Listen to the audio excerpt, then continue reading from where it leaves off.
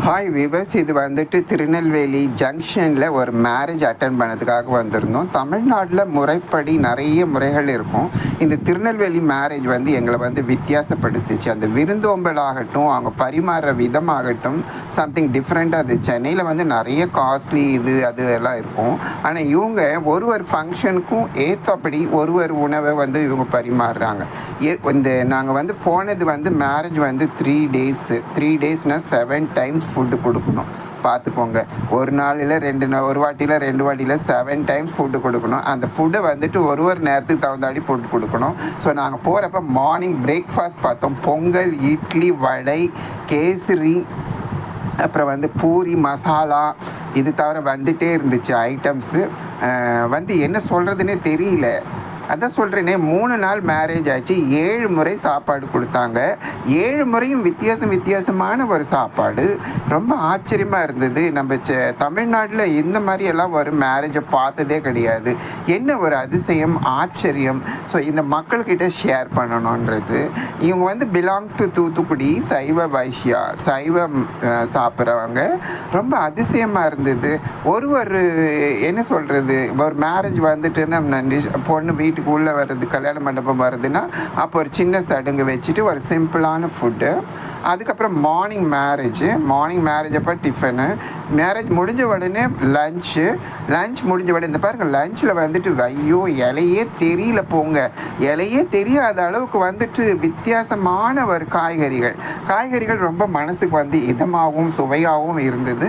இந்த மாதிரி காய்கறிகள் சென்னையில் வந்து வைக்கிறது கிடையாது. அதுதான் வந்து இருக்கிற ஸ்பெஷலு. இது திருநெல்வேலியும் தூத்துக்குடியும் இதை வந்து கடைபிடிக்கிறாங்க, இந்த பாரம்பரியத்தின்னு சொல்கிறப்ப. அப்போ தான் அந்த பொண்ணோடையோ மாப்பிள்ளையோடைய சித்தப்பாவும் மாமாவும் சொன்னாங்க, எங்கள் வீட்டில் மேரேஜ் நடந்ததுன்னா 7 முறை சாப்பாடு கொடுக்கணும். ஒரு முறையும் ஒரு சாப்பாடு கொடுப்பாங்க. ஸோ மக்கள் எல்லாருமே வந்துட்டு வருவாங்க. ஃபங்க்ஷன் அப்போ ஒரு 10-15 மினிட்ஸ் முன்னாடி தான் வருவாங்க.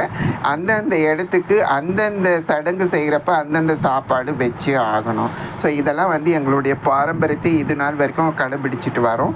நாங்கள் வந்துட்டு சொல்கிறப்ப ரொம்ப ஆச்சரியமாக இருந்தது. இலையே தெரியாத அளவுக்கு சமைச்சிட்டு கொடுத்துட்டு இருக்கிறாங்களேன்னு. இது நீங்கள் பார்த்தது கம்மி.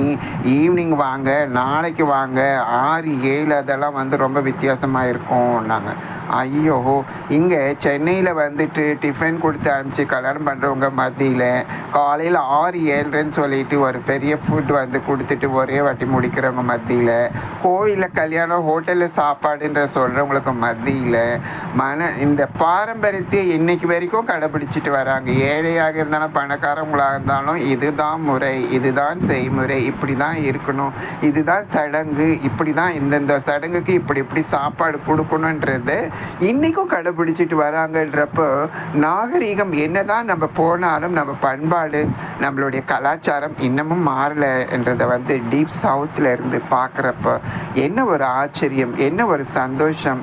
மக்கள் வந்துட்டு மனசில் என்றைக்குமே நீங்காத இடம் பிடிச்சிட்டே இருந்தாங்க.